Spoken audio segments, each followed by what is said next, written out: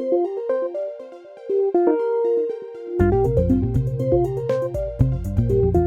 my name is Tabitha Kabora, and my research is on the archaeological and geographic history of biodiversity change. I work under the Leverhulme Center for Anthropocene Biodiversity and in collaboration with the Environment Department, and also do some work that falls within archaeological sciences.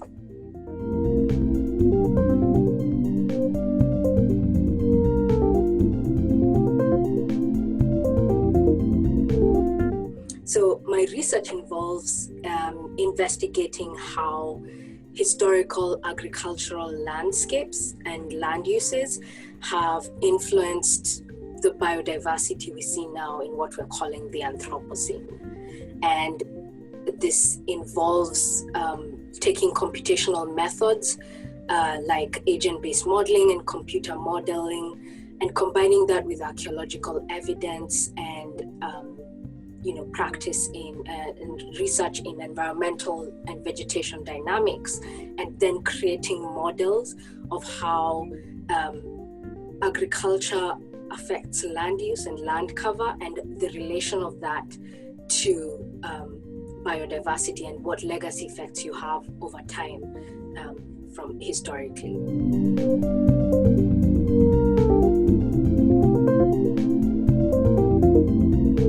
So I think that my favorite thing is getting to explore new unexpected avenues. So a lot of my work is based in East Africa.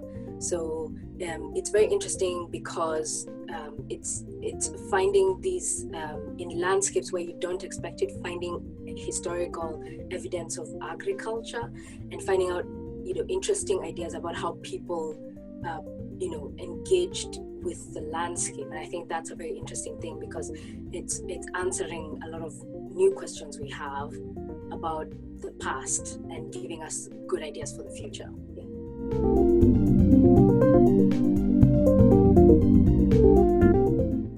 So I think one of the most interesting things I have found is how something that looks very, very complex and complicated is actually just building up in steps over time and slowly. So really interesting aspect is how people can build really large, really complex irrigation systems in places where we don't think they can handle it, where it looks like a semi-arid area.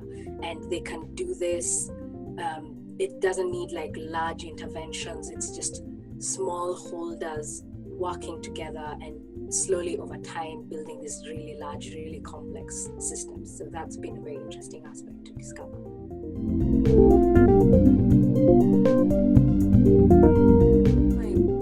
So a lot of the part of what built my interest in this is I did my PhD in the Department of Archaeology, and it wasn't just focused on the heritage aspect, which was really interesting. It was also about how do we use archaeological sciences to create this long-term record to understand, human movement, human habitation, and landscapes in general, the environment around us. So now working under the Leverhulme Center for Anthropocene Biodiversity and within the Environmental and Geography Department, it's allowed me to pull all those ideas together and build this collaboration. So it's been really interesting because archaeology has a very collaborative presets within its discipline, but the Leverhulme Center is now where it's really explicitly pulling out the idea that, hey, we're interdisciplinary, and so there's a lot of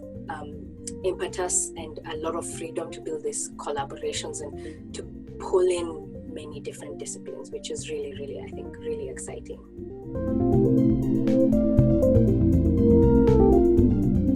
So plans for the future in this research is I just want to explore further these ideas about how we can pull together the computational methods with archaeological science and help use that to answer big questions. And I think in my area of research it's food security and looking at how we can use lessons we can learn from past historical practices and try to see if they are relevant, and we know they are relevant in the present. How can we use them to build better systems in the future? And I think for the future, further beyond that, is building these collaborations with NGOs and policymakers and other researchers, and working as a senior researcher and as a PI on projects where we can now actually see if we can apply these concepts that we're coming up with to show how effective they can be in the real world, showing how we can use, this research can feed into practice and more tangibly. Yeah.